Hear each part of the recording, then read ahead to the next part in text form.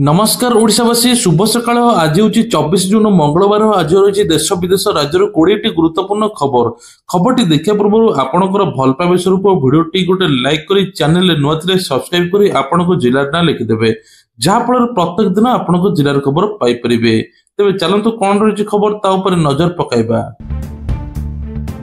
बासुमती चाउल को प्रभावित कला ईरान और इस्राएल युद्ध ह्रास पाइला किलोग्राम पिछा मूल्य तबे ईरान को पठा जिबाकु थिबा प्राय 1 लाख टन बासुमती चाउल गुजरात रु कांडाल एवं मुद्रा बंदर फसी रही कारण ईरान पाई ना परिवहन जहाज उपलब्ध अछि ना बीमा कंपनी गुड़िक सेही परिवहन को कवर करूचंती। तबे साउदी अरब रु बासुमती चाउल आमदानी करने क्षेत्र में सबुठारु बड़ ग्राहक होइता बेले ईरान एवं द्वितीय स्थान अच्छी आगु को बासुमती चाउल प्रभावित कला एवं ह्रास पाइला किलोग्राम पिछा मूल्य सरकार को घारिची लवर्स पॉइंट चिंता गोपालपुर बेलाभूमि में गणदुष्कर्म पर लवर्स पॉइंट सुरक्षा चिंता राज्य सरकार सूचना देले उपमुख्यमंत्री प्रभाती परिडा राज्य में सबु लवर्स पॉइंट को सुरक्षा जोगाई देवा लगी दुई थर बैठक बसिलाणी राज्य में जेते पर्यटन स्थल लवर्स पॉइंट अच्छी ताकू सुरक्षा को गुरुत्व देउछु बोली उपमुख्यमंत्री विभिन्न दाबी नै विकास भवन किन्नर मानकर धारणा कटक सहर दीर्घ दिन हेब रही आसुवा किन्नर मानक सरकारी सुविधा प्रदान करने दाबी रे कटक महानगर निगम विकास भवन कार्यालय परिसर धारणा देइचंती। वर्तमान सहर 300 रु अधिक किन्नर बसवास करुचंती। पूर्वर कटक सहर विभिन्न स्थान में रही आसुवा बेले संप्रसारण आड़ाल उच्छेद कर किंतु आज पर्यंत सेमानकु थैथान करने कौन पदक्षेप ग्रहण कर अभियोग होती। किन्नर संघ पक्ष विभाग अधिकारी को मंत्री पर्यंत दाबी पत्र दी किंतु आज काली कही सेमानकु हैरान करुवा अभियोग आसी तेणु आज पाखापाखि किन्नर कार्यालय परिसर धारणा देइचंती। केवल भुवनेश्वर नुहे संबलपुर और ब्रह्मपुर हेब क्रीड़ा हब आसिका विज्ञान महाविद्यालय खेल पड़िया आयोजित युव शक्ति समावेश मुख्यमंत्री मोहन चरण माझी उद्बोधन कहते स्वतंत्र ओडिशा प्रदेश गठन में गंजाम जिला प्रमुख भूमिका रही केवल कला साहित्य संस्कृति नुहे राजनीतिक क्षेत्र में पारदर्शिता देखा जिलावासी कहते एवं कहुचे खेल पड़िया सहित क्रीड़ा हब हेब भुवनेश्वर संबलपुर ब्रह्मपुर हेउ बोली मुख्यमंत्री खुद घोषणा करिसंती।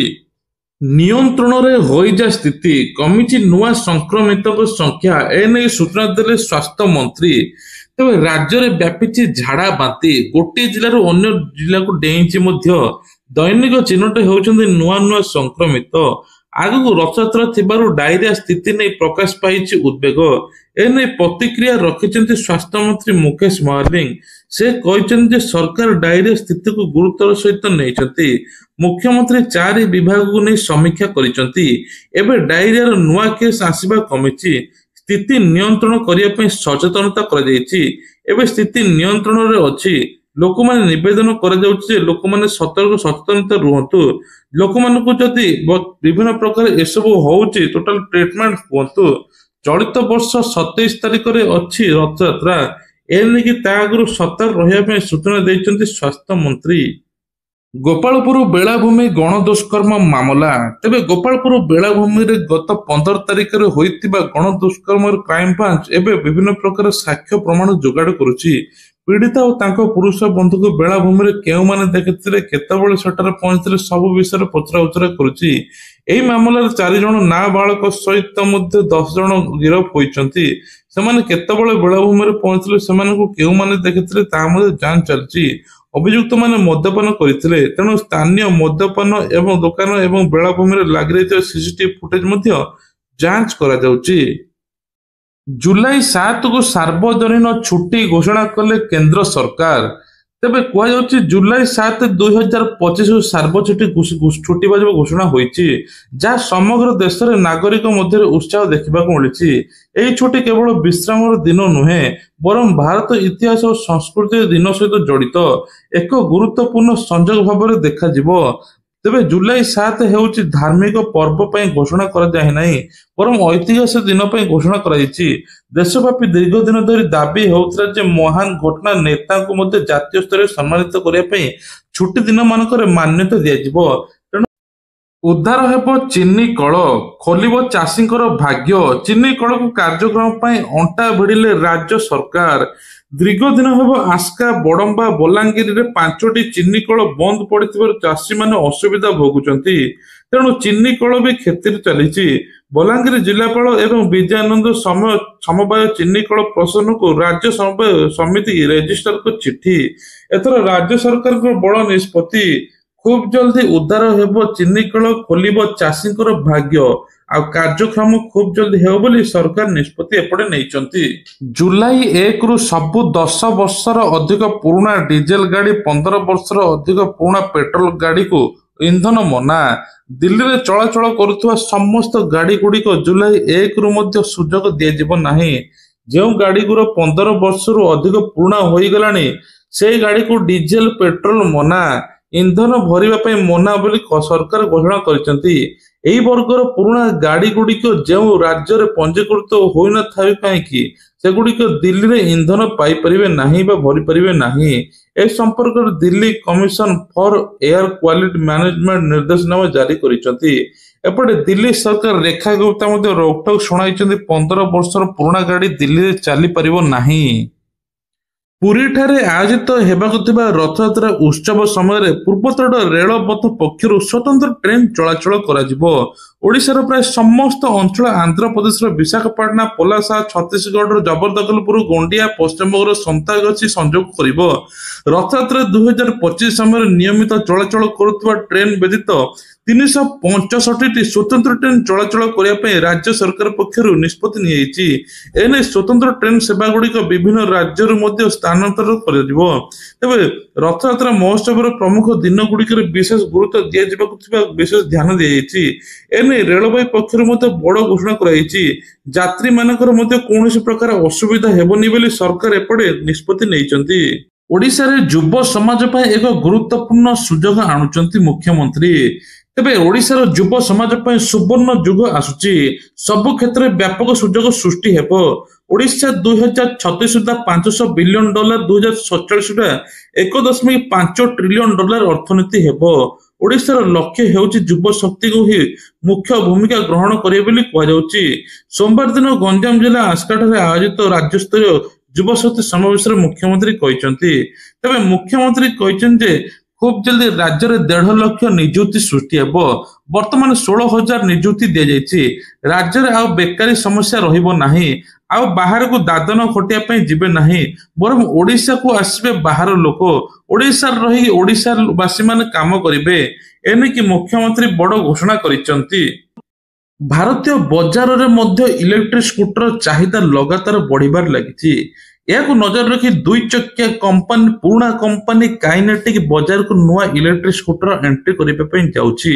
ଏହି କ୍ରମରେ କମ୍ପାନୀ ନିକଟରେ ନୂଆ ଇଲେକ୍ଟ୍ରିକ୍ ସ୍କୁଟର ମଧ୍ୟ ପେଟେଣ୍ଟ ମଧ୍ୟ କରାଯାଇଛି। ଏହା ପୂର୍ବରୁ ମଧ୍ୟ କୁହାଯାଉଛି କାଇନେଟିକ୍ ଇ-ଜୁଲ୍, ଜିଙ୍କ୍, ଲୁନା ଭଳି ଇଲେକ୍ଟ୍ରିକ୍ 2 ଚକିଆ ଗାଡ଼ି ମଧ୍ୟ ବିକ୍ରି କରୁଛି। ତେବେ କାଇନେଟିକ୍ ଏଥର ନୂଆ ଇଲେକ୍ଟ୍ରିକ୍ ସ୍କୁଟର ଆଣିବ, ଯାହା ମଧ୍ୟ ଚାହିଦା ବଢ଼ିବ। କୁହାଯାଉଛି ଯେ ଏଥିରେ ପାଖାପାଖି 100ରୁ 200 କିଲୋମିଟର ପର୍ଯ୍ୟନ୍ତ ମାଇଲେଜ ଦେବ।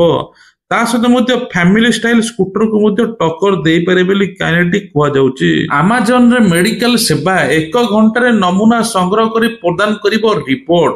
ତେବେ ଇ-କମର୍ସ ପ୍ଲାଟଫର୍ମ ଆମାଜନ ନିଜ ଗ୍ରାହକଙ୍କ ପାଇଁ ନୂଆ ସେବା ଆରମ୍ଭ କରିଛି। ସ୍ୱାସ୍ଥ୍ୟ କ୍ଷେତ୍ରରେ ଆମାଜନ ପ୍ରବେଶ କରି ମେଡିକାଲ ସେବାକୁ ପ୍ରଦାନ କରୁଛି। 1 ଘଣ୍ଟା ମଧ୍ୟରେ ରୋଗୀଙ୍କଠାରୁ ନମୁନା ସଂଗ୍ରହ କରି 6 ଘଣ୍ଟା ମଧ୍ୟରେ ରିପୋର୍ଟ ପ୍ରଦାନ କରିବ। ଦେଶର 6ଟି ବଡ଼ ସହରରେ ଏହି ସେବା ଆରମ୍ଭ ହୋଇଛି।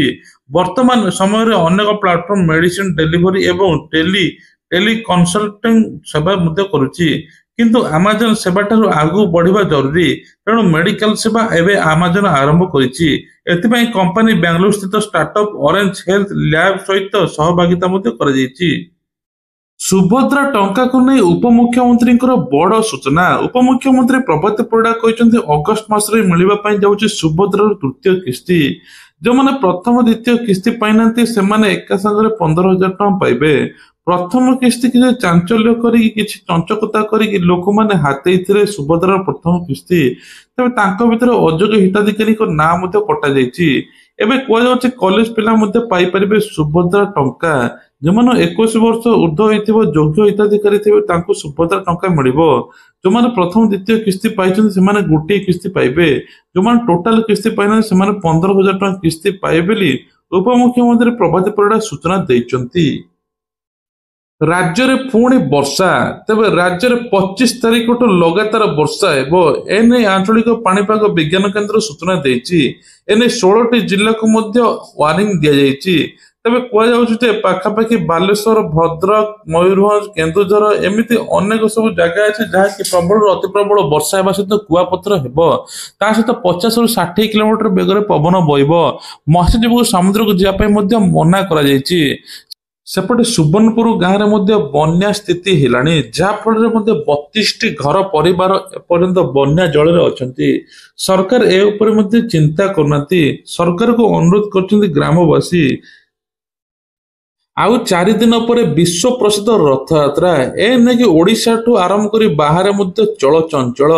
ତେବେ ରଥଯାତ୍ରାରେ କେତୋଟି ନିୟମ ମଧ୍ୟ ସରକାର ରଖିଛନ୍ତି। ପ୍ରଥମେ ତ ସେବାୟତ ମାନେ ରଥ ଉପରେ କମ ଚଢିବେ, ବିନା ମୋବାଇଲରେ ଧରିକି ଆଉ ଚଢିବେ ନାହିଁ। ତା ସହିତ ଅଣସେବାୟତ ରଥ ଉପରେ ଚଢିଲେ ନିଆଯିବ କାର୍ଯ୍ୟାନୁଷ୍ଠାନ। ଏଥର କୁହାଯାଉଛି ମହିଳା ପୁରୁଷଙ୍କ ପାଇଁ ସ୍ୱତନ୍ତ୍ର ବ୍ୟବସ୍ଥା ମଧ୍ୟ ଅଛି। 400ଟି AI କ୍ୟାମେରା ଲାଗିବ। ସ୍ୱତନ୍ତ୍ର SOG ଫୋର୍ସ ମଧ୍ୟ ମୁତୟନ ହେବେ। ତେବେ କୁହାଯାଉଛି ଏ ନେଇକି ମଧ୍ୟ ବିଭିନ୍ନ ପ୍ରକାର ରୁଟ୍ ପ୍ରସ୍ତୁତ ହୋଇଛି। କୋଉ ଭକ୍ତମାନେ କେଉଁ ପଟେ ଆସିବେ କେଉଁ ପଟେ ଯିବେ ସେ ନେଇକି ସମସ୍ତ ତଥ୍ୟ ମଧ୍ୟ ଦିଆଯିବ। ଆଉ ଏପଟେ ଅଦିନିଆ ରଥଯାତ୍ରା ପାଇଁ ତେଜିଲା ବିବାଦ। ଏନେଇ ଗଜପତି ମହାରାଜ କହିଛନ୍ତି ଅଦିନିଆ ରଥଯାତ୍ରା କେଉଁଠି ହେଇପାରିବ ନାହିଁ। PM କିଷାନକୁ ନେଇ ବଡ ଅପଡେଟ୍। ତେବେ ଗତ 20 ତାରିଖରେ ମିଳିବାର ଥିଲା PM କିଷାନ ଟଙ୍କା। ଏ ନେଇକି ମଧ୍ୟ ସରକାର କହିଛନ୍ତି PM କିଷାନ ଟଙ୍କା ଏଇ ମାସରେ ମିଳିବ। PM କିଷାନର 20ତମ କିସ୍ତି ଖୁବ୍ ଜଲ୍ଦି ମିଳିବା ପାଇଁ ଯାଉଛି। ଯେଉଁମାନେ 19ତମ କିସ୍ତି ପାଇନାହାନ୍ତି ତୁରନ୍ତ EKYC କରିଦିଅନ୍ତୁ, ଯାହାଫଳରେ 20ତମ କିସ୍ତି ଆପଣଙ୍କ ଆକାଉଣ୍ଟକୁ ତୁରନ୍ତ ପଳେଇ ଆସିବ। ଏଥର 4,000 ଟଙ୍କା ମିଳିବ ବୋଲି କୁହାଯାଉଛି। ଯେଉଁମାନେ 19ତମ କିସ୍ତି ପାଇନାହାନ୍ତି ସେମାନେ 2ଟି କିସ୍ତି ପାଇବେ। ତା ସହିତ ମଧ୍ୟ କୁହାଯାଉଛି PM କିଷାନ ଟଙ୍କାରେ ଏଥର ଚାଷୀମାନେ ବହୁତ ଉପକୃତ ହେବେ। ନୂଆ ଏଥର ଚାଷୀମାନେ ମଧ୍ୟ ଆବେଦନ କରିଛନ୍ତି। ଏଥର କଲେଜ ପିଲାଙ୍କୁ ମିଳିବ ମାଗଣା ସ୍କୁଟି। ଏ ନେଇକି ଉତ୍ତରପ୍ରଦେଶ ଯୋଗୀ ଆଦିତ୍ୟନାଥ ସରକାର ଘୋଷଣା କରିଛନ୍ତି। ମେଧାବୀ ଛାତ୍ରୀଙ୍କୁ ମିଳିବ ମାଗଣା ସ୍କୁଟି। ଆର୍ଥିକ ସ୍ୱଚ୍ଛଳ ନଥିବେ, କଲେଜ ଯିବା ଆସିବା ପାଇଁ କି ଅସୁବିଧା ଥିବ ତାଙ୍କୁ ସ୍କୁଟି ମିଳିବ। ଦ୍ୱାଦଶ ଶ୍ରେଣୀ ଛାତ୍ରଙ୍କୁ ମିଳିବ ମାଗଣା ସ୍କୁଟି ବୋଲି ଏପଟେ ମନ୍ତ୍ରୀ ସୂଚନା ଦେଇଛନ୍ତି। ତେବେ ଇଏ ଥିଲା ଆଜିର ଦେଶ ବିଦେଶ ରାଜ୍ୟରେ କିଛିଟା ଗୁରୁତ୍ୱପୂର୍ଣ୍ଣ ଖବର। ଖବରଟି ଭଲ ଲାଗିଥିଲେ ଭିଡିଓକୁ ଲାଇକ୍ କରିବା ସହିତ ଚ୍ୟାନେଲରେ ନୂଆ ଥିଲେ ସବସ୍କ୍ରାଇବ କରିଦେବେ। ଜୟ ଜଗନ୍ନାଥ।